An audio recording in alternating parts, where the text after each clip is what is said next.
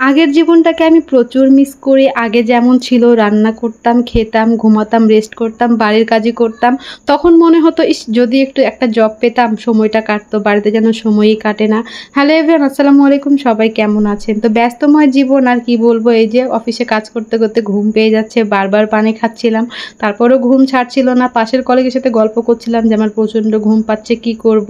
তো পাশের কলিগ বলছিল যে ঘুম পাচ্ছে ঘুমান। তাও কাজে অফিসে এসে কি আর ঘুমানো যায় বলেন? হয়তো একটু জিরানো যায় কিন্তু কি ঘুম প্রপারলি হয়?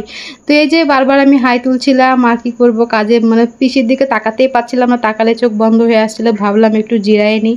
তো জিরালে তো হবে না, কাজ তো কমপ্লিট করা লাগবে, নাহলে বাসায় আসতে আবার লেট হয়ে যাবে, যেহেতু ছোট বাচ্চা বাসায় রেখে গেছি। আর ইদানিং আমার ঘুমটা প্রপারলি হয়ই না, যেহেতু বাচ্চা আস্তে আস্তে বড় হচ্ছে আর দুষ্টু হচ্ছে, রাতে ঠিক মতো ঘুমাচ্ছে না, রাতে খেলতে চাচ্ছে বারবার।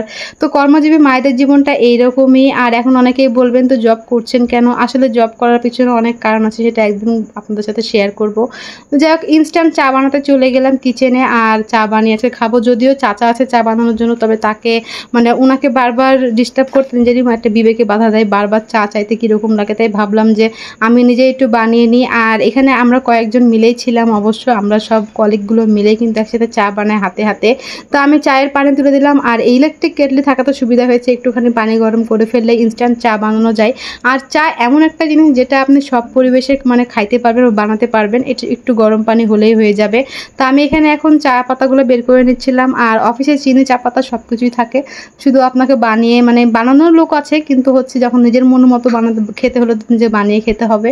সেই জন্য আমি এখানে লিকারগুলো দিয়ে দিচ্ছিলাম। আর আমরা মেয়ে ছিলাম সেদিন অফিসে 4 জন, তাই 4 কাপ বানাচ্ছিলাম। আর 4 জন একসাথে বসে থেকে একটু চা খাবো, এটাও একটা অন্যরকম আনন্দ। মাঝে মধ্যে আমরা এরকম করি, চা কিংবা কফি বা বিভিন্ন খাবার আইটেম আমরা একসাথে বানিয়ে হাতে হাতে সবাই মিলে খাই, এটার একটা অন্যরকম মজা আছে। মনে হয় না যে আমার এগুলো অফিস কলিগ, মনে হয় যে সেই ছোট্টবেলার স্কুল কলেজের বান্ধবী, আমরা এরকমই ফ্রেন্ডলি চলাফেরা করি। চাকরি জীবনেও যে এইভাবে চলাফেরা করা যায়, আসলে এই অফিসে জয়েন না করলে বুঝতামই না। আর এখানকার সবাই হচ্ছে বন্ধুসুলভ মানে কলিগগুলো। তো অফিসে প্রায় আমি ভিডিও খুব কমই করি, ইদানিং একটু বেশি করা হয়ে যাচ্ছে, কারণ কলিগগুলো পেয়েছি সেই রকমই। তো আমি এখন চায়ে চিনিগুলো মিশিয়ে ফেললাম। তো আমরা 4 জনের মধ্যে কে কখন কতটুকু চা খাই, মানে কতটুকু চিনি খাই, এটা আমাদের জানা হয়ে গেছে। আমরা বর্তমানে 5 জন মেয়ে আছি। আলহামদুলিল্লাহ আমাদের 5 জনের বন্ডিংয়ে অনেক ভালো। আর এই যে দেখেন, আপনাদের সাথে বকবক করতে করতে আমার চা কিন্তু রেডি হয়ে যাচ্ছে। আমার চায়ের কালারটা দেখলে আপনারাও এখন লোভ দিবেন। মানে আমি এখন ভয়েস দিচ্ছি, আমার মনে হচ্ছে আমি এখনই খেয়ে ফেলি চাটা। আসলে চা পাগল মানুষ হলে যা হয়, চা তো লাগবেই। আমার সকালে ঘুম থেকে উঠে তো চা লাগেই, অফিসেও 2-3 বার খাওয়া হয়ে যাচ্ছে ইদানিং। তো আমার চা এখন রেডি, আর এই চাটা আমরা এখন সবাই মিলে খাবো। তো চা খাওয়ার পরেও মনে হয় ঘুম ছাড়ছিল না, তবে চা খাচ্ছিলাম আর গল্প করে হাসাহাসি করছিলাম, তো কিছুটা হলেও ঘুম একটু ছুটেছে। আর একটু পরে আবার ছুটি হয়ে যাবে, তো কাজ শেষ করে চলে যাব বাসায়। তো আজকের ভিডিওটা কেমন লাগলো ভাবলাম যে একটুখানি সময় আপনাদের সাথে শেয়ার করি, যে অফিসে মাঝে মধ্যে এরকম আনন্দগুলো। তো আজকের মতো এখানে শেষ করছি। আল্লাহ হাফেজ।